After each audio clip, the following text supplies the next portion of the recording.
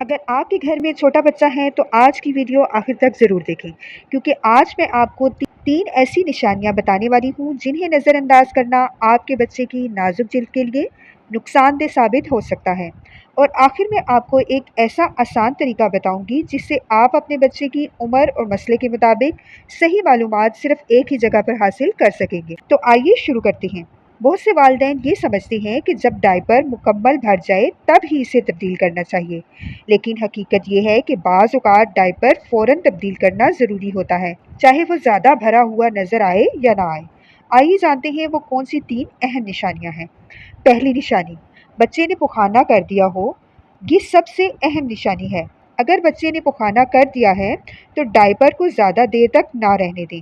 पुखाने में ऐसे मादे होते हैं जो बच्चे की नाजुक जिल्द को बहुत जल्द मुतासिर कर सकते हैं।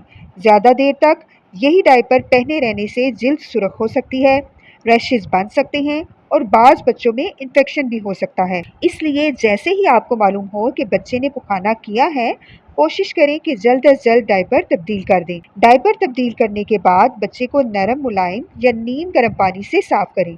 जिल्द को अच्छी तरह खुश्क करें और अगर डॉक्टर ने कोई रैशनल क्रीम तजवीज़ की हो तो इसके मुताबिक ज़रूर इस्तेमाल करें। बच्चे की जिल्द का कैसे ख्याल रखना है इस पर मैं पहले एक डिटेल वीडियो बना चुकी हूँ। दूसरी निशानी, डायपर बहुत गीला या भारी महसूस हो। आजकल के डायपर काफ़ी जज्ब कर लेते हैं, इसलिए बाज़ औक़ात ऊपर से खुश्क महसूस होते हैं लेकिन अंदर काफ़ी मिकदार में पेशाब मौजूद होता है। अगर डायपर भारी हो रहा हो या इसका रंग तब्दील होने वाली लाइन बदल गई हो तो ये इस बात की अलामत है कि अब डायपर तब्दील करने का वक्त आ गया है। ज़्यादा देर तक गीला डायपर पहनने से बच्चे को बेआरामी हो सकती है, जिल्द मुसलसल नमी में रहती है और रैशेज बनने का खतरा बढ़ जाता है। तीसरी निशानी, जिल्द पर सुर्खी, दाने या जलन नजर आना।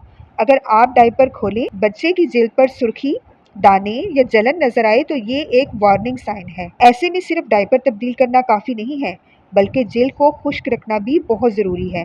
अगर रैशेज बढ़ते जाएं, पानी वाले छाले बन जाएं, बुखार आ जाए या बच्चा बहुत ज़्यादा बेचैन हो तो खुद इलाज करने की बजाय अपने बच्चों के डॉक्टर से ज़रूर मशवरा करें। बहुत से वालिदैन पूछते हैं कि डायपर कितनी देर के बाद तब्दील करना चाहिए। इसका एक जवाब नहीं है, क्योंकि हर बच्चा मुख्तलिफ होता है। कभी बच्चा ज़्यादा पेशाब करता है और कभी कम। इसलिए सिर्फ घड़ी देकर फैसला ना करें, बल्कि डायपर की हालत और बच्चे की जिल्द पर नज़र रखें। बर वक्त डायपर तब्दील करना सिर्फ सफाई नहीं, बल्कि बच्चे के आराम और सेहत का भी एक अहम हिस्सा है। मुझे उम्मीद है कि आज की ये मालूमात आपके लिए मुफीद रही होगी। अगर आप पहली बार वालिदैन बने हैं या आपके घर में नौज़ायदा बच्चा है तो एक खुशखबरी है। हमने अपने यूट्यूब चैनल पेरेंटिंग विजडम पर नौज़ायदा बच्चों के मसले से मुतालिक एक मुकम्मल प्लेलिस्ट तैयार की है। इस प्लेलिस्ट में दूध पिलाने, डायपर, रैशेज, नींद, रोना, डिकार, नहलाने, कपड़े, सफाई और दीगर बहुत से अहम मौज़ूआत पर अलग अलग वीडियोज़ मौजूद हैं। अगर आप हमारे यूट्यूब चैनल पर आ जाएं, प्लेलिस्ट वाले हिस्से में जाएं, फिर अपने बच्चे की उम्र और मसले के मुताबिक मुतलका मौज़ूआत मुंतखब करें और मुकम्मल वीडियो देखें। इस तरह आपको अपनी ज़रूरत की मालूमात आसानी से एक ही जगह पर मिल जाएगी।